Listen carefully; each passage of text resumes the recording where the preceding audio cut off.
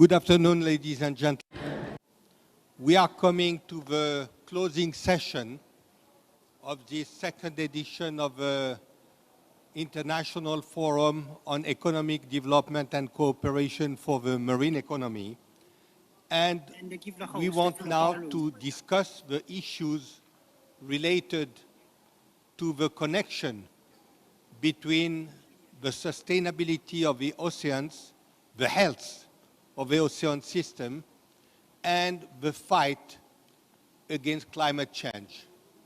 We know that oceans play a critical role in fighting against climate change because they help to create oxygen, because they help to store carbon emissions, and also they provide renewable resources, renewable energies, which are non-polluting. So it is a very important connection. But at the same time, as the health of the ocean is deteriorating, their contribution to the fight against climate change is diminishing. And as climate change increase, then of course it has a negative impact on the health of the ocean. So we are in a kind of vicious cycle. How are we going to break this vicious cycle? I think at this stage we have to address a number of very important issues.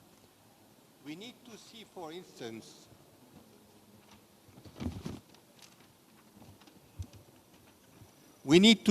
instance, what kind of actions can help today create a situation where oceans contribute best to the fight against climate change. How to create the most efficient public-private partnerships in protecting the oceans and making them a more efficient, integral part in the fight against climate change. What are the ways to ensure that private sector initiatives toward the sustainability of the ocean systems and climate mitigation remain economically viable? And so, of course, these are critical issues because we all know at this moment how much the necessity to mitigate or even to reverse the process of climate change is so crucial for humanity.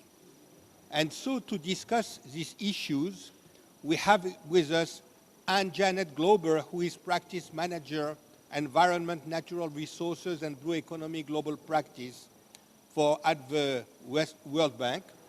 And she is online. She will contribute online. Mr. Christoffer Grønstad is just here. Thank you very much for being with us. And he's the Environment Councillor at the Royal Norwegian Embassy. Dr. Nomvuyo Nokwe is the Secretary General of the Indian Ocean Rim Association, and she will be bringing her contribution online. John Tanzer, he is the Ocean Practice Leader at World Wildlife Fund International, who is based in Australia. He will be also online. And then last but not least, Mr. Fujiang, who is the Director of National Marine Environment Forecasting Center here at the People's Republic of China. And so I think it will be interesting first to turn to Mrs. Glauber, the Practice Manager, Environment, Natural Resources and Blue Economy for East Asia and Pacific at the World Bank, and to ask her what are the kind of actions that the World Bank recommends. What is the World Bank perspective on how to break this vicious cycle between the deterioration of the oceans and the accelerating climate change. How could COVID be an opportunity to help ocean sustainability? So, Mrs. Glauber, we would look forward to hear your views.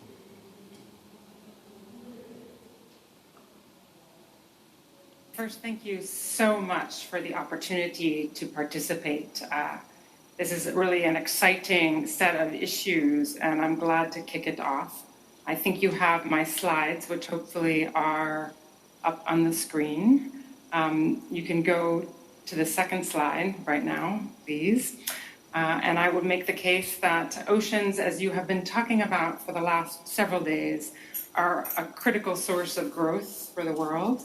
They need to be healthy and productive to play their role in providing jobs, food security, and driving broader economic growth in the form of industrial base, etc.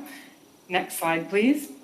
They also obviously play a critical role in regulating global climate change, and they are under tremendous stress, taking a serious hit, as we know, from a changing climate, with warmer waters, changing chemistry, ocean patterns, shifting, sea level rising.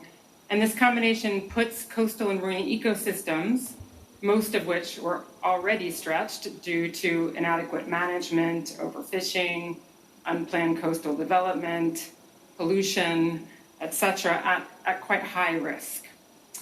Expected economic impacts are extremely wide-ranging and have really important implications, particularly for East Asia and the Pacific, with large coastal populations, lots of infrastructure in these areas, and small and vulnerable island nations, particularly in the Pacific.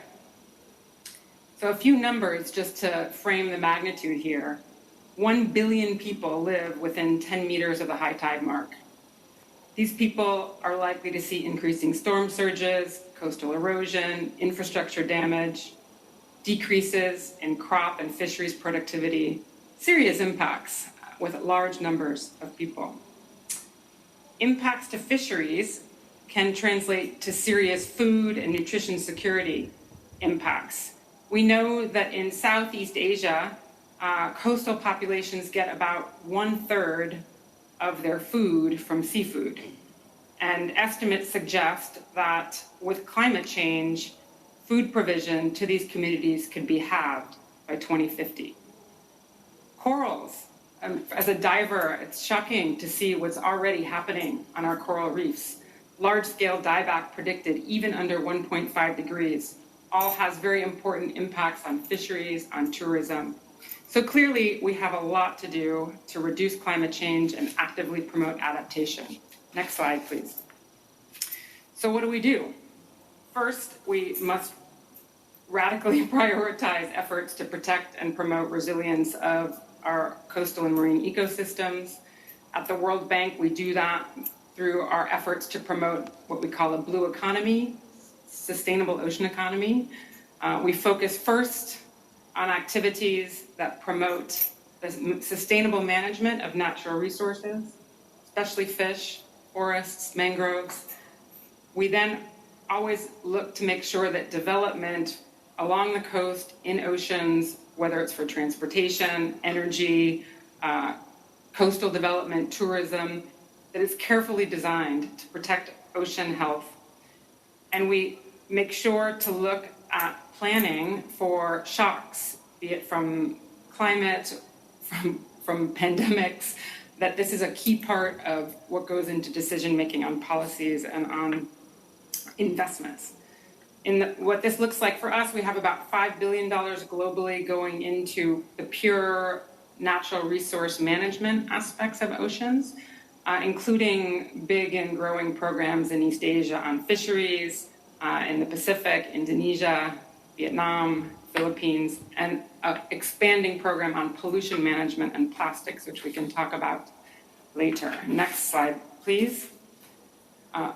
So I was asked to provide some more specific recommendations about how we can move faster and more firmly towards a bluer economy. As I mentioned, first and foremost, we've got to get sustainable management of resources right.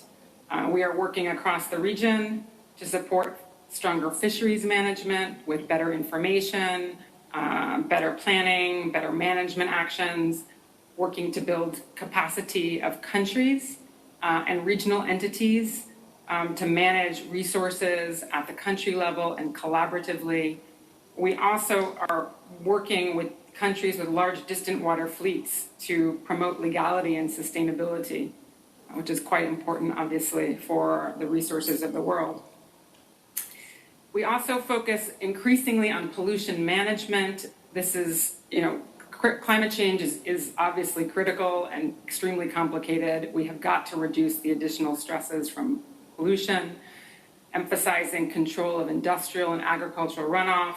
Solid waste clearly is a place we have got to be putting more energy, and looking for innovations in technology like wastewater treatment. A significant portion of microplastics is coming through through sewage water, right? Through water from washing of clothes in urban areas. So there's ways that we can invest actually in technology to reduce some of this. So it's quite important. We also have to focus on broad efficiency of energy use, of food waste. I was shocked to learn that almost 40% of ocean food value chain is lost to wastage. So there's a lot of room for us to get things better and save reduce pressure on ecosystems and, of course, also reduce emissions. And so lastly, here we've also really got to get the financing right, especially around subsidies, which drive a lot of the public and private sector spending. Many countries in our region and globally, of course, are subsidizing fuel for fishing vessels. This has a whole series of knock-on negative effects on overfishing. It would be much more efficient to make financial transfers to fishers to cope with, for example, stronger management measures, right? Fishing closures, introduction of selective gear. This has a whole series of positive benefits that we could be promoting. So next slide, please, and my last slide. So what about COVID? On the one hand, it has definitely made things more complicated, right? We have a giant pulse, as if we didn't think plastics were bad enough. We've now got a dose of PPE, personal protective equipment, more single-use plastics for food safety and takeout. And then on the subsistence side, we have increasing pressure on fisheries, coastal forests, mangroves from people who have really been pushed to the brink, and economies clearly have been shocked in a big way. So we can actually make things worse by choosing economic stimulus options that move against sustainability, undoing environmental protections. These are things that we're already seeing in some of the countries in the region. We don't want to go there. We also should learn lessons from like the 2004 tsunami, where there was investment in job creation that actually put more pressure on marine resources. So we should aim to not do that. And rather, this is a moment where we can make good decisions to invest in sustainability, taking the opportunity to harness what's being called the COVID dividend with emissions, slower, lower oil prices. It's a moment where we can move towards a sustainable path, investing in new low-carbon technologies, lower carbon transport, cold chain storage. We can invest in conservation and restoration of key habitats. Importantly, we can invest in social safety nets, insurance or saving schemes to support resilience of communities that are often outside of the formal welfare or support schemes because of the informality of the fisheries sector in particular. And this will help communities and economies today, but also position them well for future shocks, such as those we anticipate from climate change. So lastly, just to say, there's a lot to do to keep our oceans healthy and productive, and we're looking to all of us here to do our part. So thank you very much.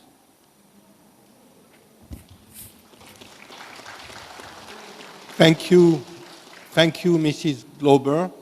We might want to get back to one or two points that you have raised, but Dr. Nokwe, let me turn to you because you are the Secretary General of the Indian Ocean Rim Association, and your region, your members, have been among those who have been really affected by the impact of climate change. And of course, we have been seeing that in climate change process, ocean environment conditions are very, very tightly connected.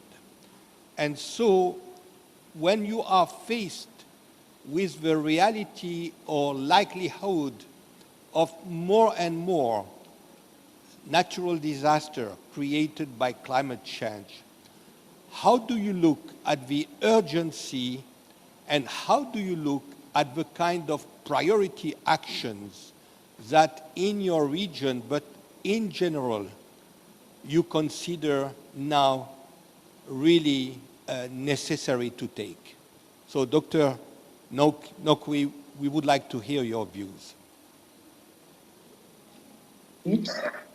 Thank you, Honorable Moderator, and may I please recognize yourself as well as my fellow panelists, as well as the distinguished ladies and gentlemen who are a part of the audience of this August occasion. I want to finally also say that I'm really sort of humbled as well as appreciative that I have been invited to this forum of the International Cooperation and Development on Marine Economy. Let me then firstly say that IORA was established on the 7th of 1997 with an objective of promoting sustainable development and balanced growth in the Indian Ocean region. The vision originated in 1995 by no other than our late former President Nelson Mandela, who then said at the time when he went on a state visit to India, the natural urge of the facts of history and geography should broaden itself to include the concept of the Indian Ocean Rim for socio-economic cooperation. Currently, we have 22 member states as well as 10 dialogue partners. IORA member states vary from your developed, middle income, as well as right down to least developed countries. And this is the whole idea that it is a consensus-based organization and nobody is going to be left behind. And also amongst those states is also the small island development states. IORA actually has 6 key priority areas. I'll just touch on just a few: maritime safety and security, trade and investment facilitation, fisheries management, disaster risk management, tourism and cultural exchanges, academic. The 2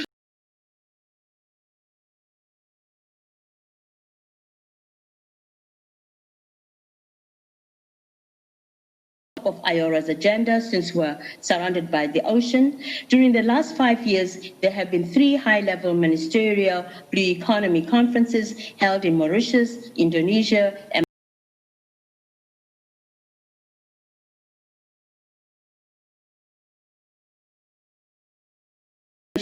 for sustainable development in the Indian Ocean region. In its output was adopted a Blue Economy Declaration reflecting on the global trends, and the declaration seeks to harness oceans and maritime resources, drive economic growth, as well as job creation in a more innovative way, while safeguarding sustainability and environmental protection. During at the same time, member states made announcements on blue economy, which included a launch of the IORA Blue Carbon Hub in Perth, Australia, among others. To facilitate the work of the blue economy, an establishment of a working group has been established. The blue economy emanates from the IORA Action Plan of 2017 that was adopted at the Leaders Summit that was held in Indonesia in 2017. Now, to get back to some of the questions that you're raising, the disaster risk management revolves around the development of knowledge capacities by governments, communities, and individuals to effectively anticipate, respond, and to recover from the hazards and emergency situations. The area of work for disaster risk management therefore covers preparation, mitigation, and recovery, as well as governments around the world have committed to take action along the guidelines of the Sendai framework to reduce vulnerabilities to natural hazards. And IORA is greatly influenced by the same. It is the most noted that although the IORA is prone to disasters, it also has the world's best institutes to help mitigate or manage disasters. There's then now what we call the Working Group of the Disaster Risk Management. This is led by India. IORA recognizes DRM to be a multidisciplinary concept as it involves the participation of multitude of stakeholders, including national governments, non-governmental organizations, regional and international partners, donors, civil society, and private sector. IORA is therefore in the process of encouraging partnership between governments and institutions to strengthen the priority areas through the development of a joint training program, sharing of experiences and best practices, building capacity and enhancing the technical capabilities within the region. The aim is to facilitate and enhance regional cooperation and preparedness and response strategies to fragile and unpredictable situations. Now, to come to the most plaguing situation that Madam has just alluded to is the plastic pollution. Is another area of concern, as since 1950, with extremely rapid growth of the amount of waste generated from the 1980s onwards, and yet it has not until the 2010 that government and other international bodies really began to address the problem of plastic pollution. Countries in the IORA are taking bold steps in diminishing the degradation of the marine ecosystem, plastic pollution, unsustainable fishing, extraction of non-renewable marine resources, and rising water salinity from desalination, such as fishermen in India are using plastics from the ocean to build roads. Indonesia has set up a Western insurance clinic offering healthcare in exchange to garbage, modular farming practices, repurposing brine from desalination in the UAE. Sri Lanka's community has based a mangrove conservation project. Seychelles government's balanced economic and conservation objectives in recent marine spatial planning efforts. Kenya plastic ban success and shortcomings.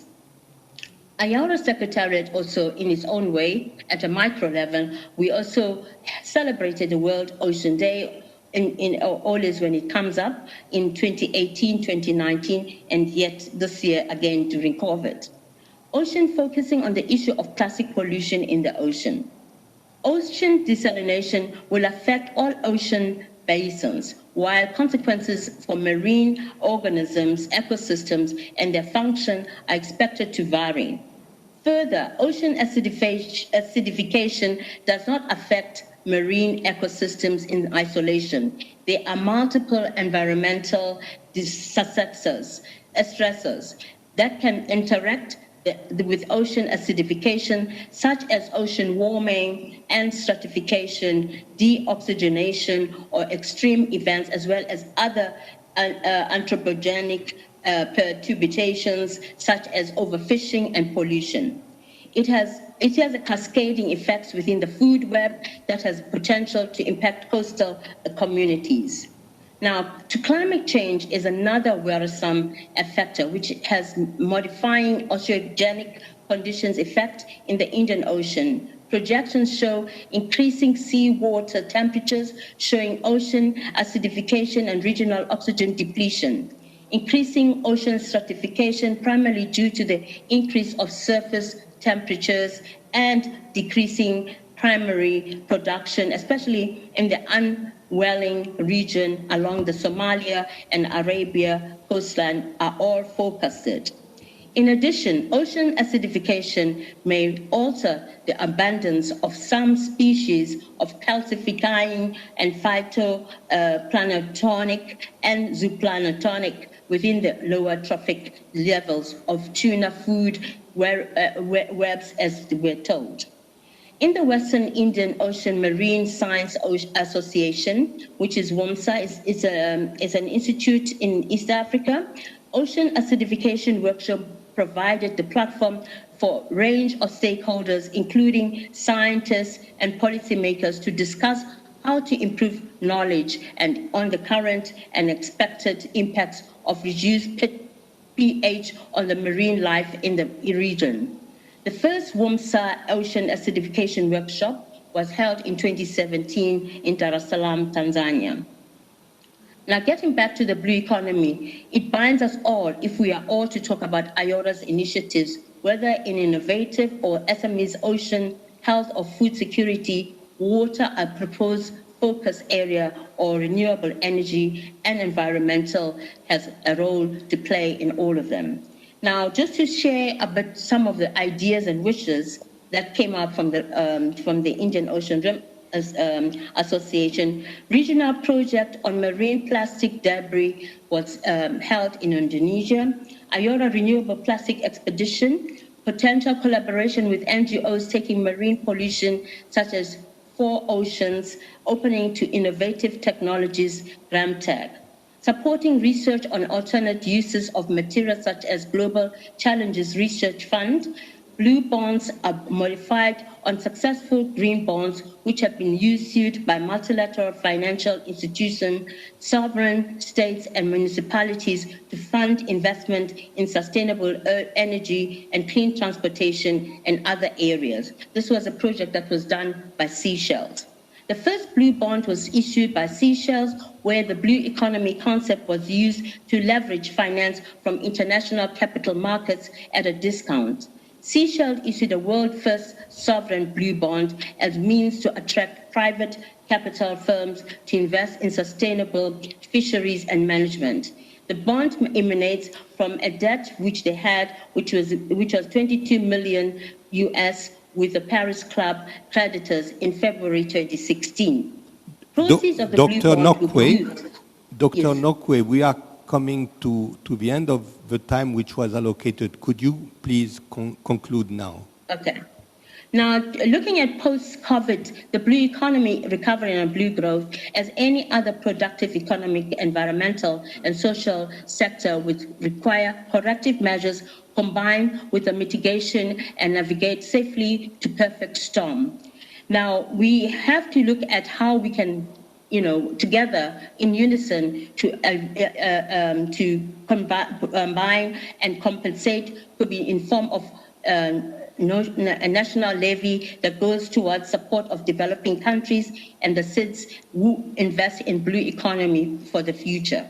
I think I'm done. Thank you. Thank you very much, Dr. Nokwe, for your views and for the kind of actions that you have described and the recommendation. Thank you. I am sorry that we had to shorten to remain on time. And let me now go to Mr. Jason Scorse, who is the director of the Center for the Blue Economy in the United States.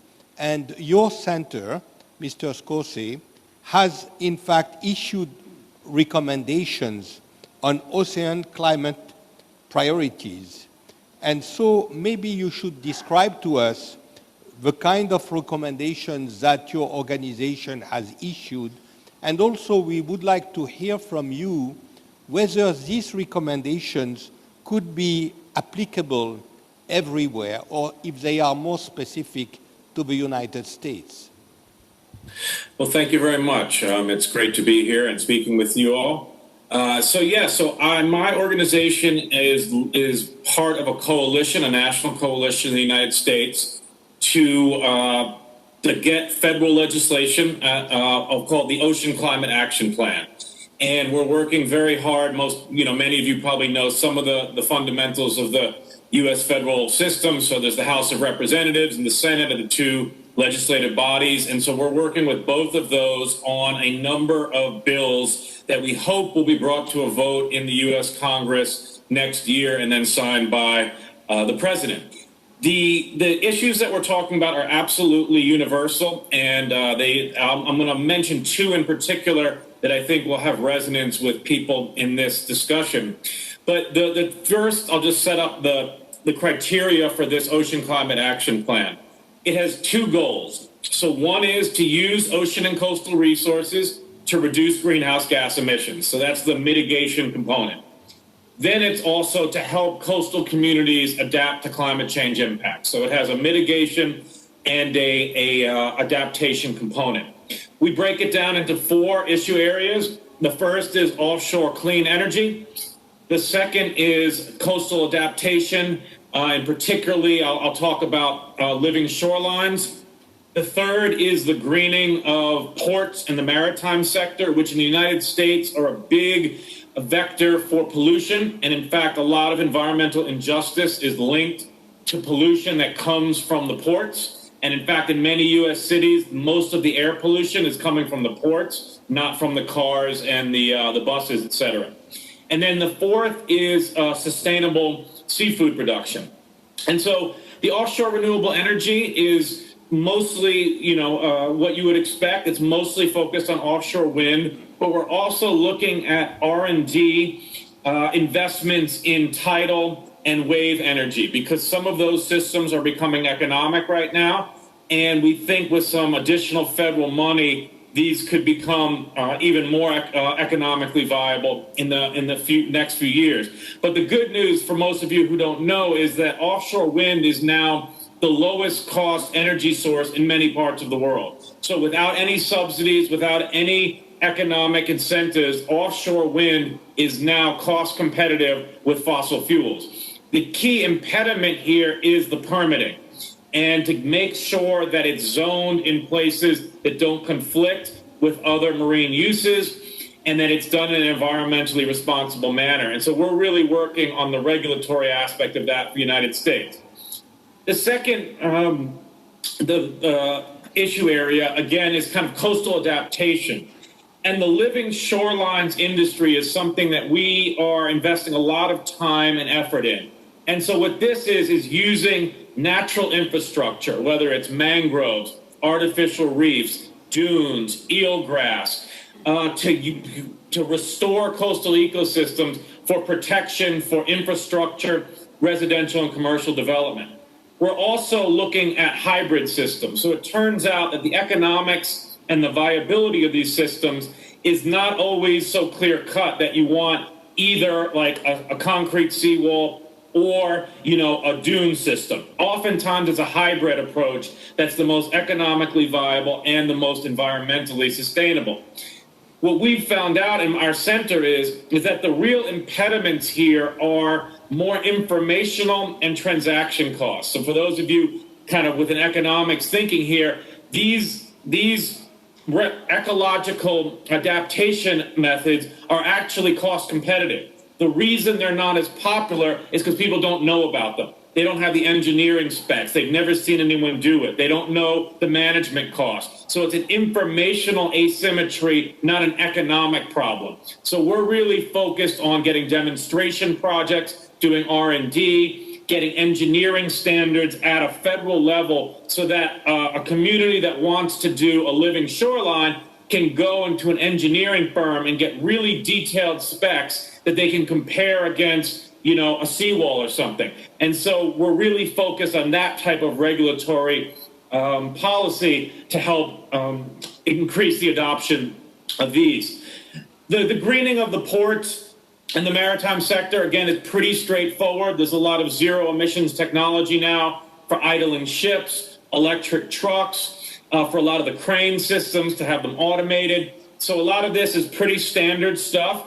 So I won't speak a lot on that, but I think this has huge potential to really green a sector that has kind of been behind in many aspects, right? The maritime sector is really one of the farthest behind relative to kind of the terrestrial transportation sector. Probably the airlines is in line with that and being not very progressive at this point in terms of zero emission vehicles. The final point I'll mention on the sustainable seafood is that we're not just talking about better fisheries management. We're not just talking about better aquaculture. We're talking about 2 innovations that we think will have a big impact in the blue economy. So the one is real in-depth life cycle analysis on fishing operations. so that sustainability is measured in a way that is true sustainability. Right now, many sustainability certifications are one dimension. It's an ecosystem impact. It's a bycatch impact. It's does it help small fishermen as a subsistence fishing? We want a full life cycle impact assessment. And so that's what we're calling for at the U.S. government level. The second, which many of you might not know about, is there's a whole new nascent industry. It's very new in the last couple of years, but for cell-based development of alternative proteins, right? So this is actually growing meat in brewery-like conditions, and this includes fish. So there are companies now which can grow fish cells into flesh that is edible, and this will take a huge amount of pressure off of wild seafood catch. Because as much as we can better manage seafood and wild fishery stocks, 10 billion people with a rising demand for wild fisheries is probably not going to be sustainable. So we need alternatives. Many countries have looked to aquaculture. We think there's a new dimension, which is alternative seafood, which is, again, clean meat, which is brewery cultivated animals. This needs a lot of R&D. This is not economic right now, right? This is expensive. To grow a tuna or a salmon steak would cost hundreds of thousands of dollars, right? This is what solar panels were 20, 30 years ago. So I think China in particular would be really well poised, given your expertise in cellular biology, in AI and analytics, and with just the amazing amount of capital that's available in China for investment, because I think this alternative protein applied to seafood could take a lot of pressure off wild fish stocks and be a really important part of the sustainability puzzle. So that's the final piece of our Ocean Climate Action Plan, and I look forward to the larger discussion and speaking more, and thank you very much for your time. Thank you very much, Jason. I think there were quite a number of very, very relevant, interesting points. Let me turn to you now, Mr. Yu Fujiang, and you are the director of the National Marine Environmental Forecasting Center in China. And we would like to hear from you what are China's efforts to address climate change in the marine sector. So please, Mr. Yu. Thank you very much, moderator. Climate change is a major issue facing us. And if you look at climate change from the perspective of the ocean, I will first let you look at some facts concerning climate change related to ocean. And ocean covers an area of 70% of the surface of the Earth, but it has about 90% heat content of the Earth. So if the ocean gets hotter, the Earth will have a higher temperature. And we'll see that a majority of the carbon emission is absorbed by the ocean. And from the 1950s to 1980s, you can see that the heat content of the ocean is increasing year by year. And in 2020, we will see an even higher increase compared to that in 2019. And if we look at the rising sea level and also the temperature of the ocean, you can see that actually the temperature of the ocean is increasing. And the increase of China is higher than the world average. That is about 0.98 degrees Celsius. But and we can see that actually this is also affected by the global temperature rise. In the future, we will see that the temperature will be increasing at about 2 degrees Celsius. And the sea level is also rising. And in the 20th century, the sea level rose about 1.9 centimeters. And if you look at the increase of rising sea level in China, the rate is about 3.4 millimeters. And if we look at RCP, you can see that in the last century it increased by 26 centimeters. And if you look at the chemistry of the ocean, we can see that pH value is decreasing. That is saying that the ocean is becoming acid. And the DO is also increasing in the ocean, and the area of the ocean that lacks oxygen has also decreased. In the future, you can see this is the future change of pH value of the ocean is decreasing. And if we look at sea ice at polar regions, the area of sea ice is also decreasing. The extent of sea ice is decreasing at a faster rate than other areas in the world. You can see this is the sea ice extent in Arctic. The ice is melting there. And for future estimation, by 2050, maybe there is no sea ice at the North Pole. It will be easier for us to travel to northern part of the Europe, but the impact on the environment is severe. And let's look at the climate change's impact on ocean.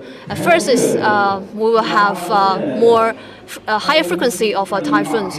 In 2017 and 2018, Shenzhen was hit by 2 severe typhoons. Even when Shenzhen was in the period of neat tide period, it was heavily hit by the typhoon. And you will see a very obvious impact of climate change on the ecological system of the ocean, and also impact on fishery industry. Because the rising sea temperature, the fishery industry is heavily affected. And for natural disaster, we can see that there is a higher frequency of algae blooms and also rise tide, affecting many different areas of China, for instance, in Shandong province. And we are also seeing the impact of climate change on coastal areas, and we are seeing a shrinking area of mangroves. And we are also seeing impact of climate change on major coastal or onshore and offshore marine projects, and also marine equipment operating offshore. And for coastal cities and islands, because of the rising sea level and the rising temperature, we are seeing more challenges facing these cities by the natural disasters. And what kind of action China has taken? First is that China is promoting the ocean ecological civilization drive. Ocean is closely related to climate change, and the two should be addressed at the same time. We have established many ocean parks and ocean natural reserves and ocean protective zones. We have many different national projects in this regard. We have mangroves in the south and green vegetations on the north, which could both absorb more carbon dioxide. So this is one of the national projects that we are dedicated to. And in the future, we should also focus on the establishment of the observation and early warning systems. And we are also doing the carbon sink projects. And for renewable energy exploitation from the ocean, we are also focusing on this topic. We are now using wind power from establishing offshore wind power plants. And we are also seeing China's efforts in the exploitation of combustible ice. And China has also developed many different policies and plans for the development of the capacity of the fishery and the ocean industry and major projects to better mitigate the influence of climate change. And in the future, we should push ahead with our ocean ecological civilization drive, and we should establish better ocean observation and early warning system. And most importantly, we should step up our efforts in innovation and technology progress. And for cities, for especially coastal cities, they should improve their capacity to better mitigate climate change and its impact, and should better serve the socio-economic development of those coastal cities. Indeed, we will be facing with greater challenges from climate change, but we will take greater actions in this regard. Thank you very much. Thank you very much, Mr. Yu, for what you have provided us in terms of China's action in the domain of climate change and ocean preservation. Let me now turn to you, Mr. Grønstad. You are the Environment Councillor at the Royal Norwegian Embassy in China. You have been very, very involved in discussion going on in China with respect to the marine environment and climate change. How do you look at China's approach, and to what extent does this approach from China allow for international collaboration, but also business collaboration to improve the efficiency of the effort at the international level to mitigate global climate change and at the same time restore more, I would say, health to the oceans? Wow, thank you, Chairman Smadja. That is a lot to cover in 8 minutes. Yes. I will do my best. But please first thank the Ministry of Natural Resources and the province authorities here in Guangdong and the city of Shenzhen for bringing us all together. China and Norway are both important ocean nations. We constantly seek opportunities to strengthen our cooperation on ocean affairs. And I think that the very design of this forum has shown that there are so many work tracks that we can work on to strengthen that cooperation for the benefit of our economies, but also to the benefit of the world. I also appreciate very much that this forum is organized in parallel with and as part of the China Marine Economy Expo. I had the opportunity yesterday to walk through the exhibition area and to observe the great innovations from business representatives in sectors like renewable energy, sustainable shipping, navigation and ocean monitoring, and I think it was very inspiring. There is a strong need for innovation in this sector, and it seemed to me like all those business representatives emerged from their work-from-home environments and from their Zoom meetings with a well of innovation that we strongly need to move on after the COVID challenges. Looking at China's role, I think one of the most important news last month, not only for people working in our era, but also for China and for the world, was President Xi Jinping's announcement at the UN General Assembly regarding China's updated climate targets. The announcement of China becoming carbon neutral by 2060 gives a boost and a strong direction to the international cooperation on climate change, and it also sends a strong signal to everyone who is doing business in and with China. And when we look at climate mitigation options, we mostly look at options on land. It's certainly so that we cannot overlook the options at sea. I also have to say that after working almost half of my life in this working era, it's still difficult for me also to grasp the transformation that we need and the consequences of that transformation that we're going to go through. But in this session, we're going to focus on the opportunities.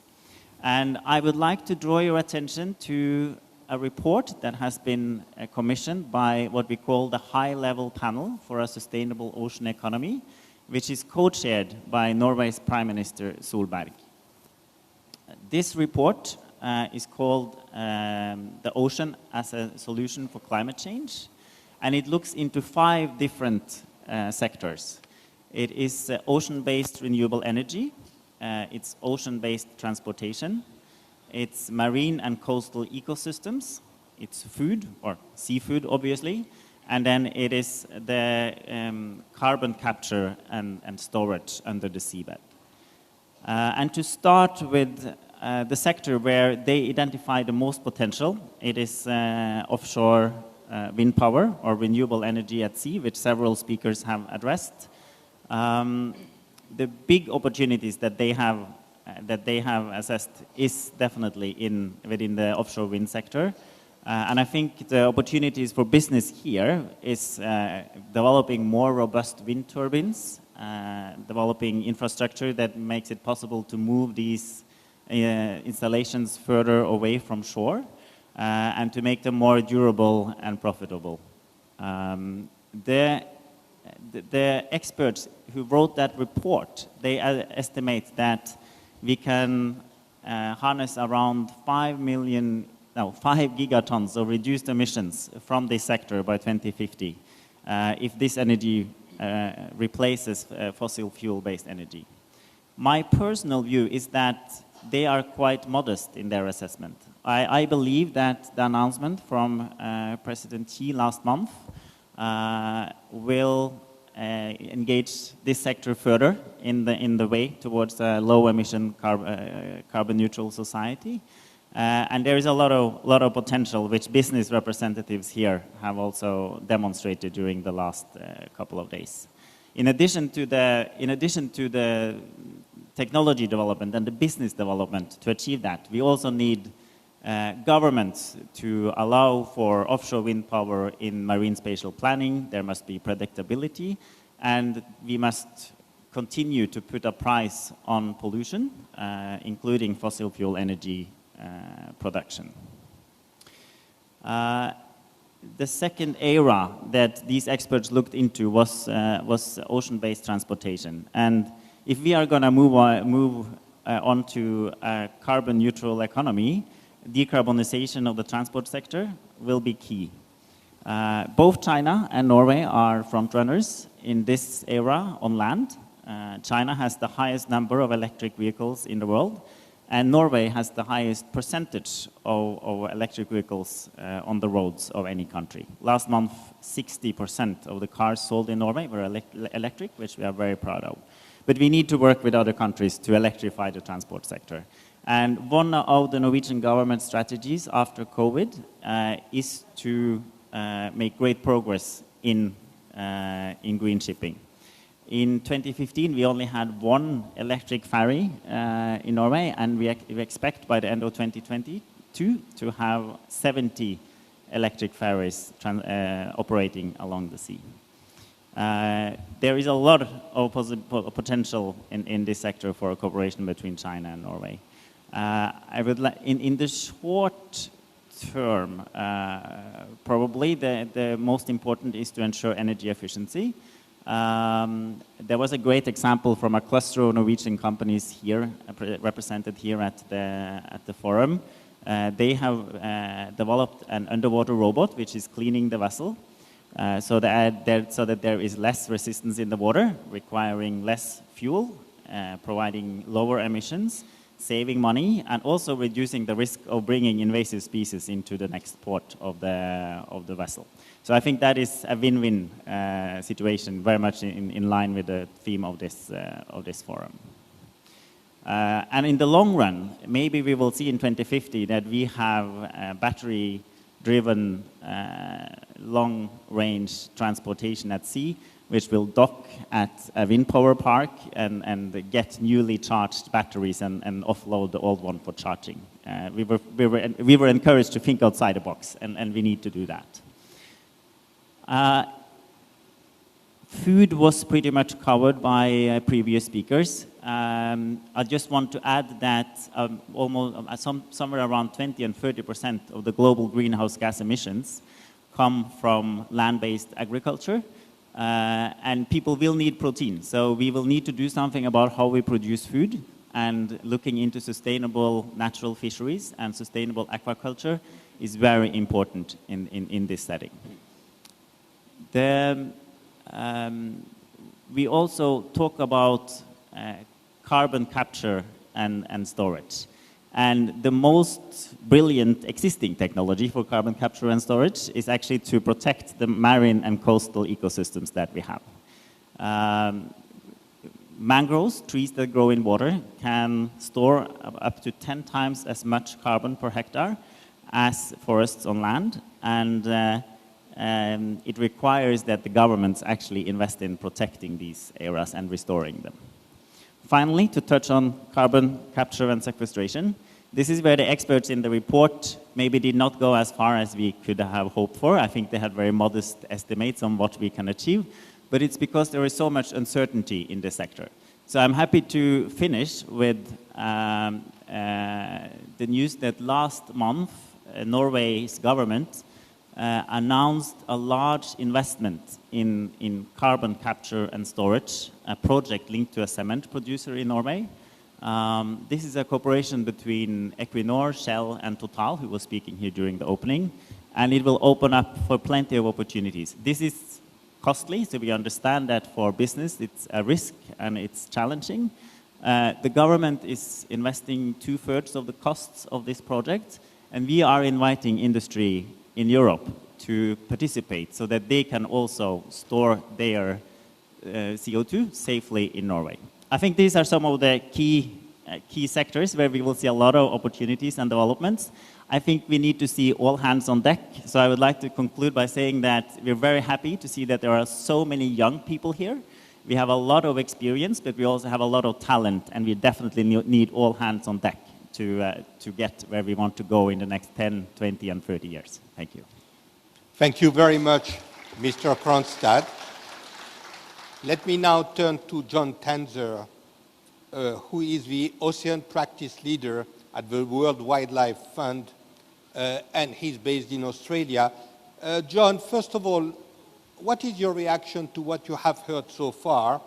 And let us go also into some key recommendations from WWF on how to, in a way, contain the deterioration of the ocean and at the same time increase efficiency of the fight against climate change. Yes, thank you. Thank you very much. I'm just going to share my screen here. I hope that works for everyone. Yes, we have it. Thank you, moderator, and thank you very much to the organisers for this very timely conference and discussion. Firstly, my reactions to what I've heard a lot of comprehensive things, but I've heard also a lot of alignment between the speakers. So, as they say, I think there's a lot of furious agreement out there as to the seriousness of the problem. And I've also heard, particularly from the last couple of speakers, the importance of innovation and technology as ways forward. The points on the importance of aligning finance with the needs are well heard, and I would also emphasise the importance that Dr. Nokwe made in terms of collaboration, and the last speaker, Christoffer, made also about the importance of collaboration regionally and globally. So I heard that, but I welcome the opportunity to make a few points from on behalf of the WWF Oceans Practice, if I can, around this really important subject. And I think, you know, the science, one thing we also all we can agree on is the science is now very clear. Our planet and our ocean are indeed in crisis. And COVID COVID-19 has made the planetary and ocean emergency even more stark, making clear how humanity's well-being and health is made more vulnerable by the loss of nature. I want to turn to 4 overarching principles that WWF considers to be priorities to guide effective and integrated ocean and climate action, if I can. The first is the need to raise global ambition and urgency when it comes to action to rein in climate change.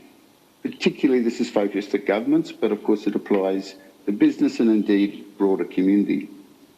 The second is to make nature a key part of the solution. And other speakers, I think, have emphasised this. It's worthwhile repeating. It's so important and so economically sensible. The third is to put people at the centre of our response to the impacts of climate change on oceans. We can focus on investment, we can focus on technology, but if we don't develop resilient communities, we can't have resilient coasts. And the fourth one is to join up very directly the climate and the ocean finance agendas, which are becoming much richer. So on the first principle, I can just talk briefly about that, the raising of an ambition and urgency. Too many governments, I'm afraid, are aiming too low. We've heard examples of governments that are leading, and that's very welcome. But we need to be in this in a very cohesive and collaborative way. Time is not our friend when it comes to the climate change and the impact on the ocean. Last year's IPCC report on the ocean, the cryosphere, demonstrated that the ocean is under enormous pressure, as Mr. Yu pointed out so eloquently. And whether we're talking about coral reefs or we're talking about mangroves, we're talking about fish, marine wildlife, science tells us that we're rapidly undermining the natural resilience of our ocean. And with that, and I want to emphasise this, the livelihoods and food security of billions of people around the world. There's luckily, not luckily, but after a lot of work, there's increasing consensus on the need to secure more ambitious and accelerated greenhouse gas emission reductions. And we look forward to the forthcoming COP to see that converted into strong political commitment. The health of the ocean has scant regard for politics and jurisdictions, and therefore, as with climate change, political collaboration is essential. The second principle was around making nature a key part of the solution. We definitely need a new approach to marine and coastal development, to the one that has dominated over the last 50 years.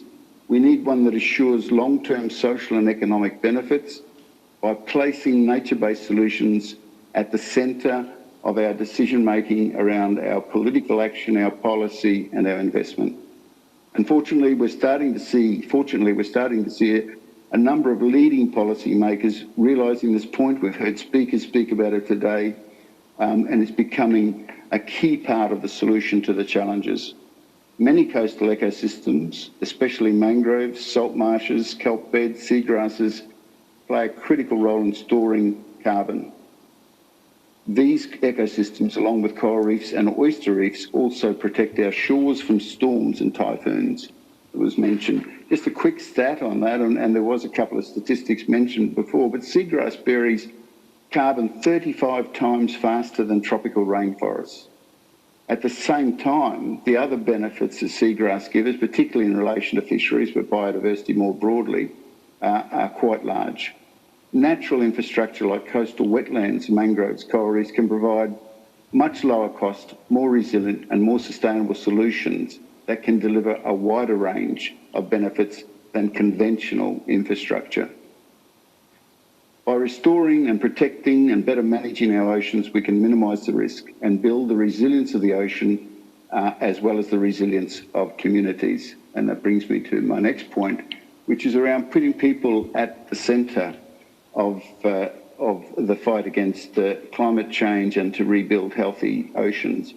We all know that the ocean economy generates considerable value, realising benefits of up to $2.5 $5 trillion each year. The ocean economy is predicted to double by 2030. It therefore has a central role to play in the recovery of the global economy as we come through this pandemic. Yet if it's done in a short-sighted, quick-fix way, this will only increase the pressure on marine and coastal ecosystems and intensify the climate-related risks. I'd have to say a particular concern is the wave of unsustainable growth projected in already fragmented and damaged coastal areas, with forecast infrastructure investments in the trillions of dollars. You know, one thing that the oceans does have, and we see it, is an incredible ability to recover, to regenerate, to bounce back, if the pressure is taken off. And if it's managed sustainably, it can provide enormous opportunities, as Christoffer was just saying, from sectors such as fisheries and aquaculture, green shipping, coastal and marine waste and water management, ocean-based renewable energy, and the other issues that we've heard about today. Ecosystem-based marine spatial planning, we believe, will be critical. It'll be critical at the regional level. It'll be also critical at the global level. We support the 30% target that's being spoken about. For us, it's very important to emphasise that it's the right 30%, and we believe that protecting coastal areas can really provide significant benefits. When we look at fishing, 237 million full-time jobs through both industrial and artisanal fishing. But the warning lights, as other speakers have pointed out, the warning lights are flashing bright red. Too many boats chasing fewer and fewer fish and in ever more distant places. Maximising the economic potential of the fishery sector can't be about putting more boats and more fishing effort on the water. In fact, the opposite. And as the World Bank has pointed out on numerous occasions, there are significant economic benefits generating higher returns by better managing fishing effort. I believe we've got to think about marine protected areas as part of this building back in a whole new way. We shouldn't think about marine protected areas as stopping, constraining, blocking. We need to see the potential of marine protected areas for sustaining, for building, and for ensuring. Thus, we have to ensure that business and governments resist, as we go forward, channeling public funds into practices that incentivise large industrial fishing fleets and operations. I do want to just make mention here briefly of the ecological conservation red line policy that China has developed. And I think this is worth investigating and supporting. Our office, I know, in China is working with the government to look at how this could become a good reference approach for other countries seeking to harmonise their coastal protection and land use planning. The final principle is the need to join up the climate and ocean finance agendas. There is, of course, a need to build back better. People recognise that, rather than revert to business as usual. But it's not going to happen without dedicated attention and some guidance. Clear mechanisms, incentives, are needed for how nature-based solutions linked to coast and ocean, including blue carbon, can be practically implemented, financed and reported upon. And it's, in part, we just need more investment, and the commitment we heard from Ms. Glauber, Jeannette, earlier about the commitment of the World Bank, of course, is very welcome. But we need to guard against what we're seeing, and this is not the World Bank, of course, but we are seeing increasing amounts of blue washing coming from some private sector investments, saying something is likely to contribute to blue economy, labelling as such when it actually supports business as usual, and perhaps sometimes even masks damaging activities. For this reason, guidance and guardrails must be developed and agreed by policymakers, adopted by institutions to build back better a sustainable blue economy.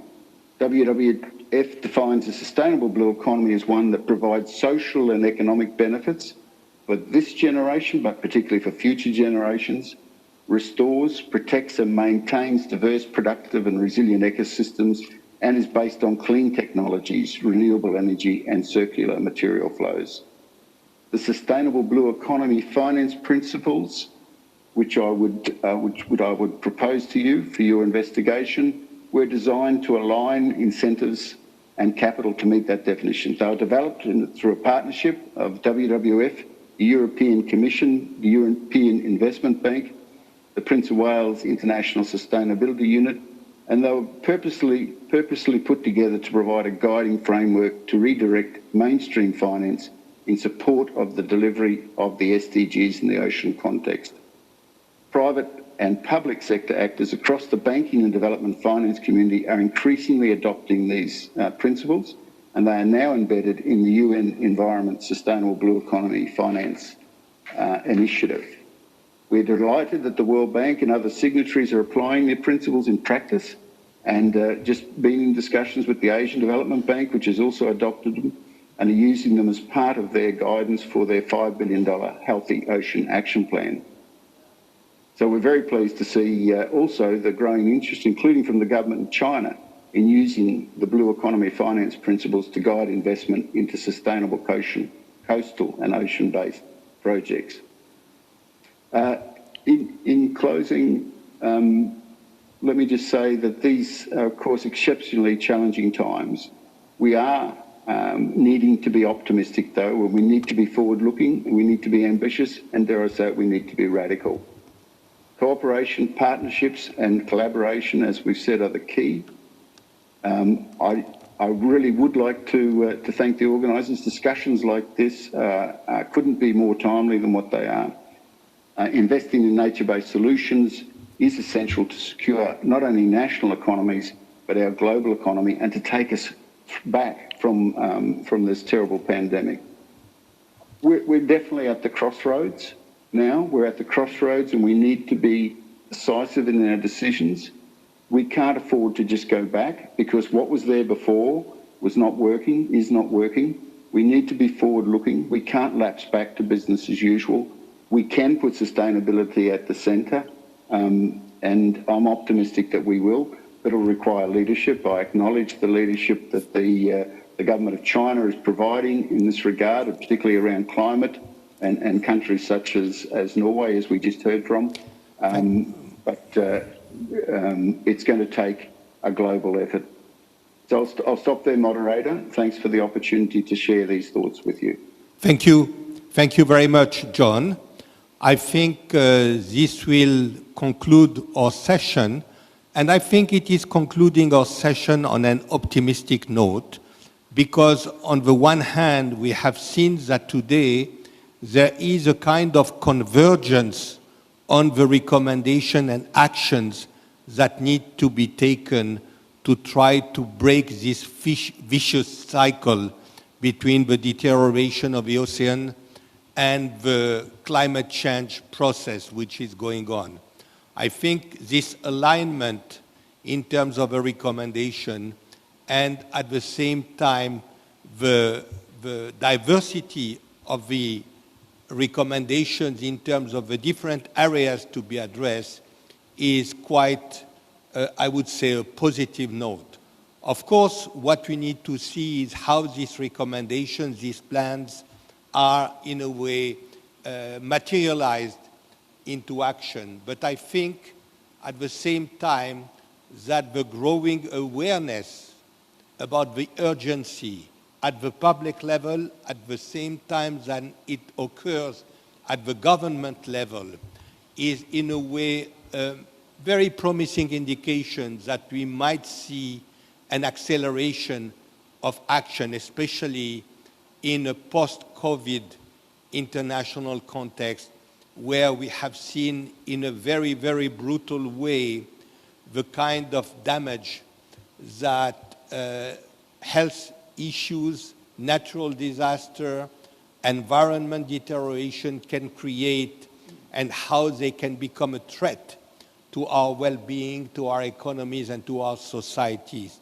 So it is on this note that I would like to conclude the second International Cooperation and Development Forum on Marine Economy. I would like to thank all our speakers online and who were with us, and also especially our online speaker who at some time had to wake up at 2 o'clock in the morning to be with us, or at 3 o'clock in the morning, and we really are very, very grateful for their commitment. We will put all these recommendations, all the key points which have emerged from these very rich discussions into an executive summary which will be made available not only to the participants and speakers of this forum, but also to a wider audience.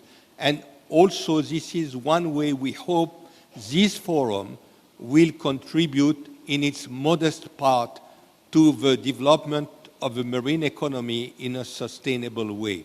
We thank you, all of you, for your participation, and we really hope to see you again, this time all of you physically present in Shenzhen next year. Thank you very much.